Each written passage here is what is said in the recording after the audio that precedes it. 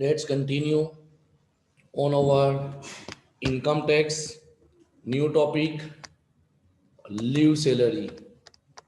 अब ये leave salary है क्या, पूरा डिटेल में देखते हैं.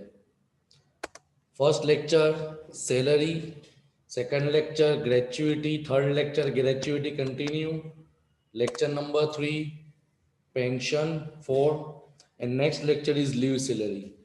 So what is leave salary? As per the service rule, an employee get different leave. An employee has to earn leave in the first instant, and only when he has to leave to his credit, he can apply leave for it.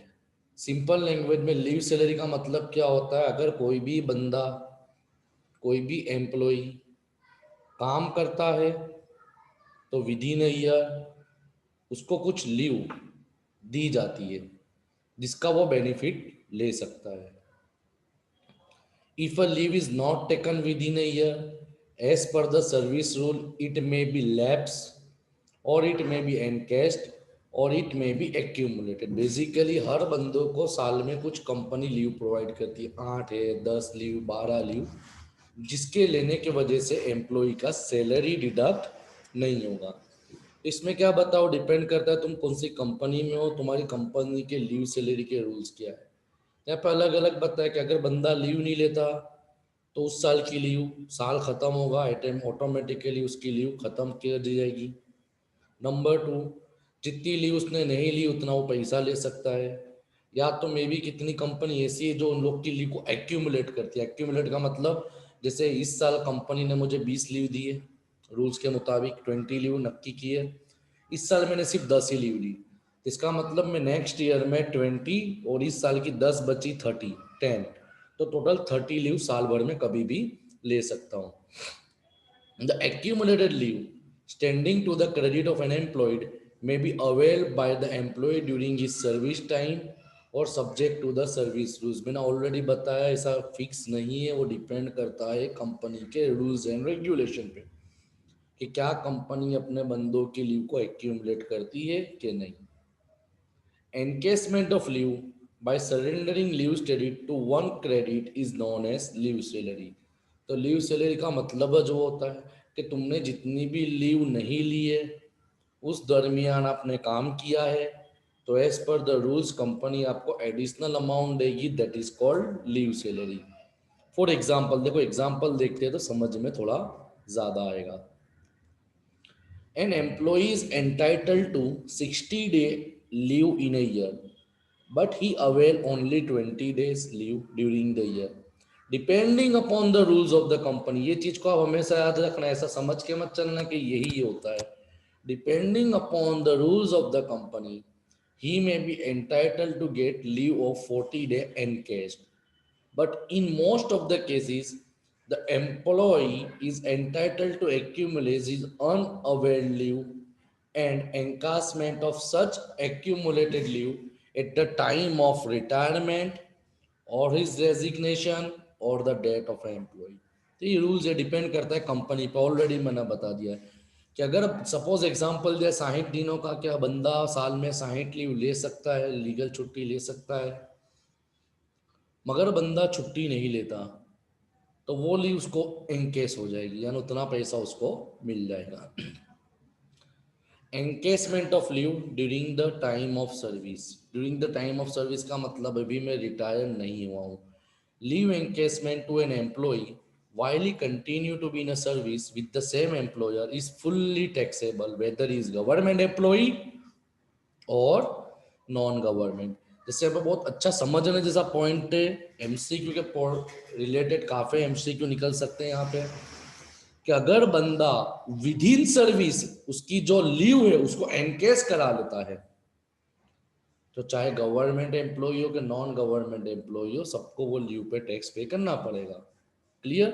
मगर encashment of leave at the time of retirement, मगर अगर बंदा resign होता है, retire हो जाता है या मर जाता है तो उस समय उसको जो लीव मिलती है, सैलरी मिलती है लीव सैलरी के तौर पे, तो उसकी जितनी छुट्टियां जमा है, छुट्टी लेनी चाहिए थी मगर वो बंदे ने छुट्टी नहीं ली, उसके बिहाफ पे काम किया, तो एडिशनली जो लीव की सैलरी मिलनी चाहिए वो एग्जेम्प्टेड हो जाती है। और वो डिपेंड करती है सर्टेन कंडीशन एंड रूल्स पे। तो सबसे पहली आती है वही जो कॉमन टॉपिक है, गवर्नमेंट एम्प्लॉई हो। तो अगर गवर्नमेंट एम्प्लॉई होती है तो जितनी भी उसको रिटायरमेंट के बाद, शब्दों पे ध्यान देना, ड्यूरिंग सर्विस लेगा तो टैक्सेबल है। रिटायरमेंट के बाद जो भी लीव सैलरी के तौर पे पैसा मिलता है is totally exempted from tax. Clear? This exemption is also available where government employee resign from service or cash equivalent of leave salary payable on the date of government employee to his legal hire is also exempted from tax। तो ये सब चीज़ों पे ध्यान देना कि अगर मैं जॉब कर रहा हूँ, मैंने रिटायर्ड नहीं हुआ हूँ, मैं रिजाइन नहीं हुआ हूँ, मैं इसी साल नेक्स्ट ईयर में मैंने लास्ट ईयर की लीव सैलरी एनकेस करा ली, तो मैं गवर्नमेंट एम्प्लॉई हूँ कि नॉन गवर्नमेंट एम्प्लॉई हूँ, मेरे को पूरा के पूरा टैक्स पे करना पड़ेगा। मगर यही लीव सैलरी मैं रिटायरमेंट के बाद एनकेस करता हूँ तो दो कंडीशन। अगर गवर्नमेंट एम्प्लॉई है, अब गवर्नमेंट एम्प्लॉई क्या, तो मैंने आगे भी बताया, चाहे वो सेंट्रल गवर्नमेंट का हो, स्टेट गवर्नमेंट का हो, लोकल अथॉरिटी का हो, तो सबको जो भी रिटायरमेंट के बाद लीव सैलरी लेते हैं तो उनकी totally totally totally amount is exempted from tax. उस पर कोई भी जात का टैक्स लगेगा नहीं। मगर कंडीशन आती है नॉन गवर्नमेंट एम्प्लॉई, या तो नॉन गवर्नमेंट एम्प्लॉई या अदर एम्प्लॉई, तो उनके लिए इनकम टैक्स एक्ट ने कुछ कायदे कानून बताए, जैसे हमने आगे पढ़ा था। In case of non government employee including an employ of local authority और public sector, leave salary is exempted to the tax extend to the least of the following। Least का मतलब मैंने ऑलरेडी आगे ही बताया, विच एवर इज लेस। तो यहाँ पे जो चार कंडीशन बताई जा रही है, वो चार कंडीशन में से जो भी कम होगा उतने अमाउंट का उनको एग्जेम्पशन मिल जाएगा। तो कंडीशन क्या है ये मैं आपको सही तरीके से चार्ट में बताऊंगा, सही तरीके से लिख के बताऊंगा कि क्या होता है चार कंडीशन। अब यहाँ पे सवाल आता है व्हाट इज सैलरी। सैलरी का मतलब क्या होता है?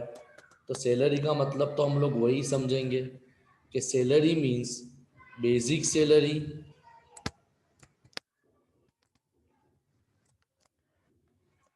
सैलरी का मतलब होगा basic salary plus dearness allowance.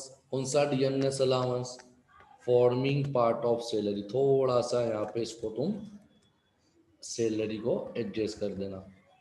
Forming part of salary plus fix percentage of commission on turnover achieve by him employ. तीन चीज जो हमने ग्रेचुइटी के नॉट कवर्ड में पढ़ा था, basic pay plus dearness allowance forming part plus percentage of commission on sales, ये तीनों को टोटल करोगे उसको बोलते हैं सैलरी।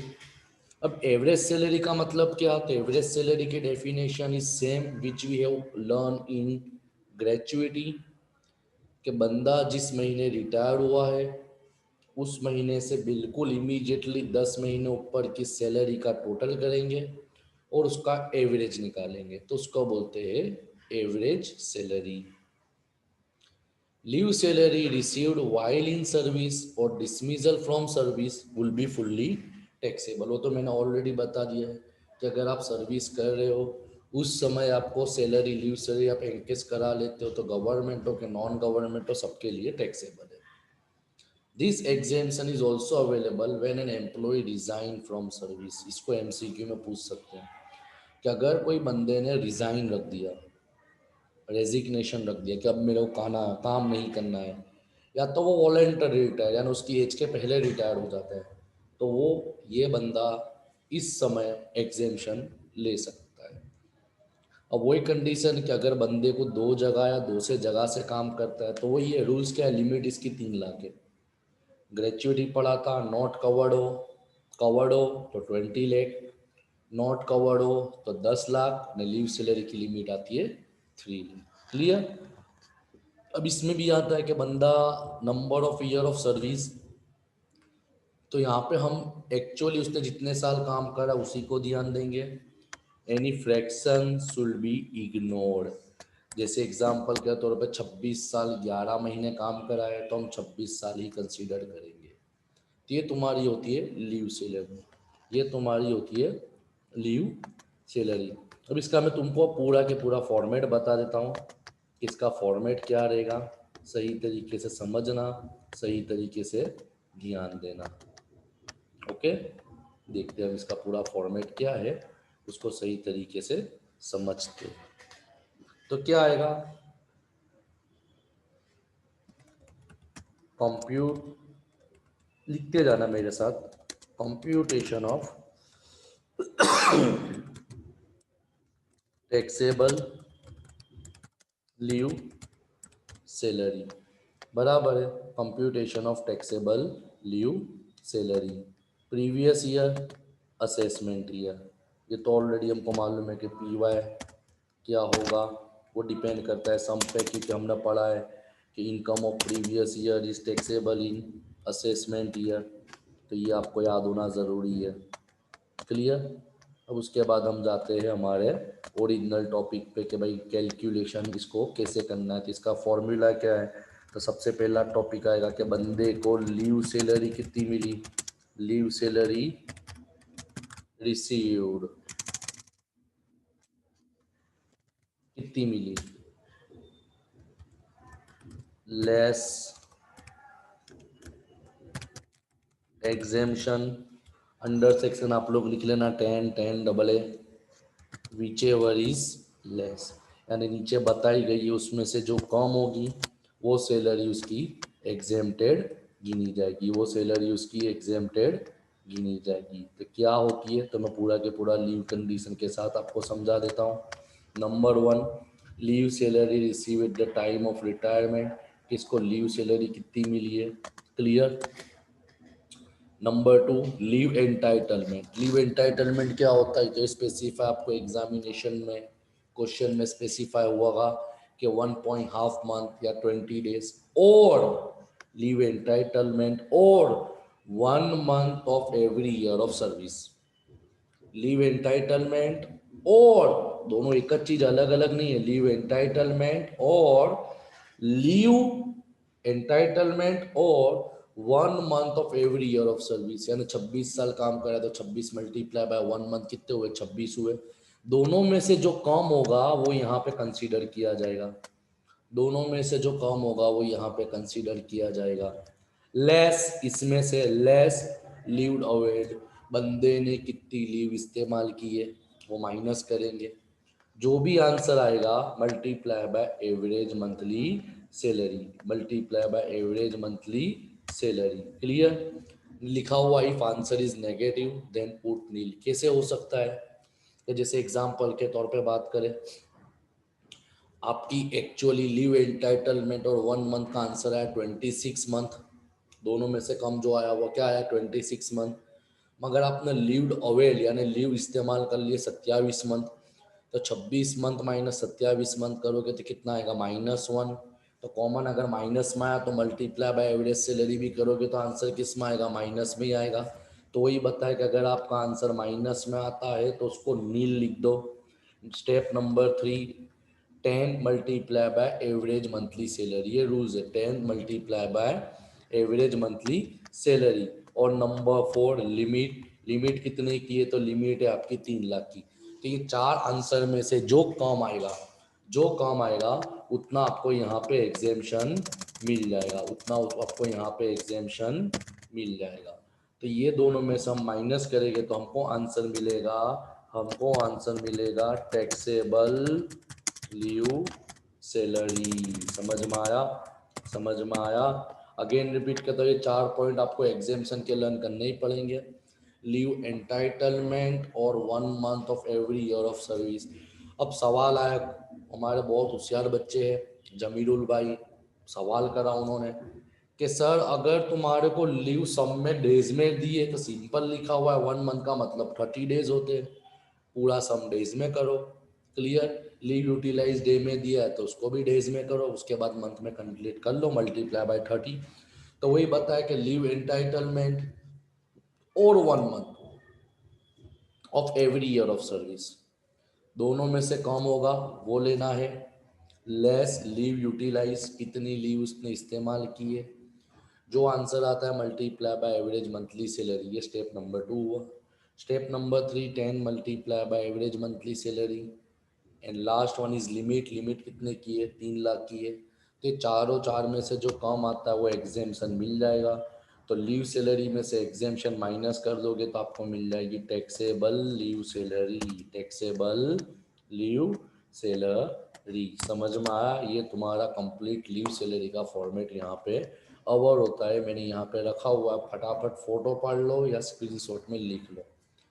जस्ट मैंने आपको अभी बता रहा हूँ, अगर फाइनल एग्जाम आपकी रिटर्न होती है, एमसीक्यू नहीं होती, तो 100% ये सम 5 मार्क में आएगा। 100% फिक्स लिख लो, ये सम तो आएगा ही 5 मार्क का। जस्ट फॉर्मेट है, आपको कुछ करने की ज़रूरत नहीं है। You just have to remember the format, चाहे वो ग्रेचुइटी हो। अब ग्रेचुइटी की मैंने आपको बताया कि covered by act, not covered by act. चाहे वो पेंशन हो तो पेंशन में भी बताया, commuted pension, uncommuted pension, format आपको दिखा दिया लास्ट लेक्चर में। थर्ड टॉपिक आया लीव सैलरी। तो लीव सैलरी क्या होती है, लीव सैलरी का कैलकुलेशन कैसे करना है, वो सब इसमें बता दिया आपको। क्लियर? समझ में आया? समझ में आया? यहाँ पे हमारा ये topic leave salary completely cover होता है।